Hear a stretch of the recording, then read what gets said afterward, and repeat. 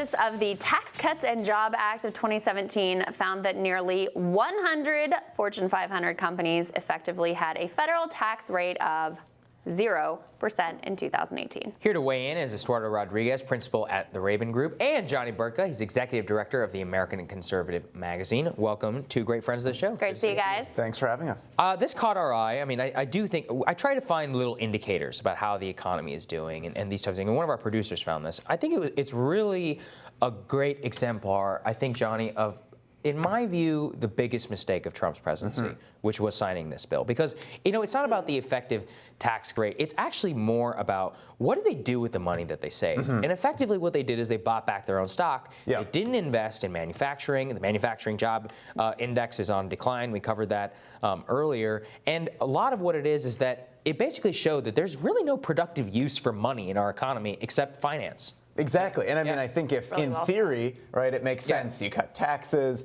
they take the money, they invest it in research and, new infrastructure, increasing the wages of their employees. But that's not really what ends up happening. They buy back stocks. So it just doesn't work out in reality. So I think it was a big mistake for Trump. He had the infrastructure opportunity, so many other issues to kind of lean into really what got him elected in the first place. And he capitulated to the Paul Ryan agenda. Exactly. That's exactly right. It's so telling that this is the only goddamn thing that Congress had the political capital to do, right? Couldn't do health care, couldn't do infrastructure, nothing on family. They had to shoehorn family leave in there at the great protests of Steve Mnuchin and all these other people.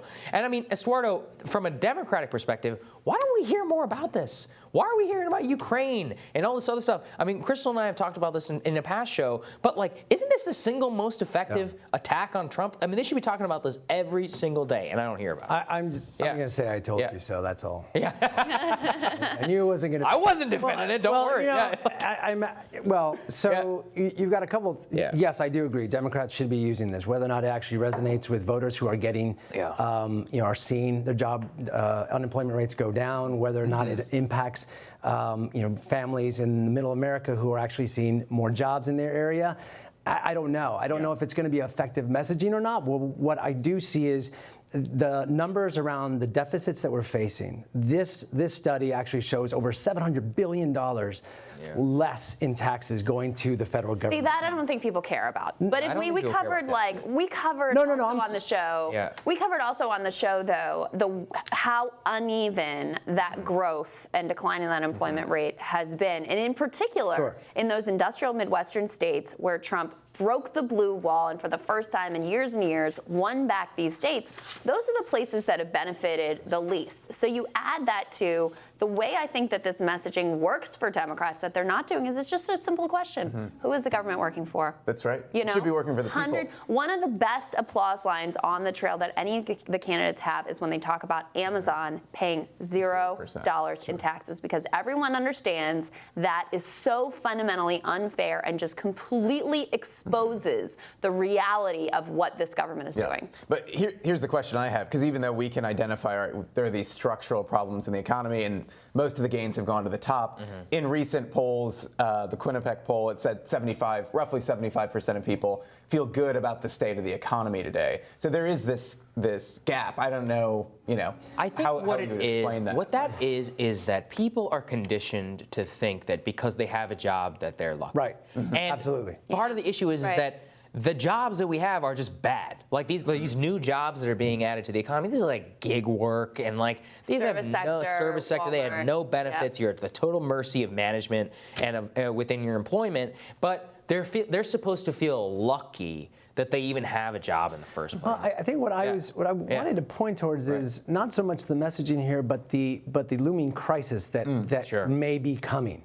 Because of the kind of work that's out there, because the House passed a minimum wage bill, it's going to go nowhere because McConnell's not going to do anything with it. But those are intended to address this surplus of cash that these companies have. If you have a minimum wage, then you're forcing these companies to do something with that money, with that tax break. That's not going to happen at this point. But what you are facing is a combination of the companies are keeping more money, we have a greater deficits, and then at some point the bubble's going to burst where the government's simply going to, at the same time, I'm going to stop myself because I also want to point out, the government's currently cutting child welfare benefits, SNAP. I mean, so the people that are supposed to be experiencing these benefits from a booming economy are going to lose money on the other side. So they're paying for it either way, and that I think ultimately is going to come. Well, and I think to respond to you too, Johnny, because it's a very interesting point that you raise. And it's so fascinating how, on the one hand, yeah, you have a lot of people who are saying the economy's doing pretty well. On the other hand, if you ask them, is the country on the right track? They say no. And so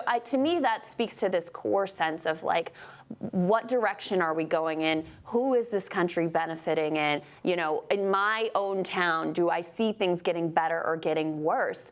And in most of America, I mean, if you go to small towns or small cities in America, the majority of them, they see population decline. They see all of the talent and resources and money just being sucked out of the community. Right.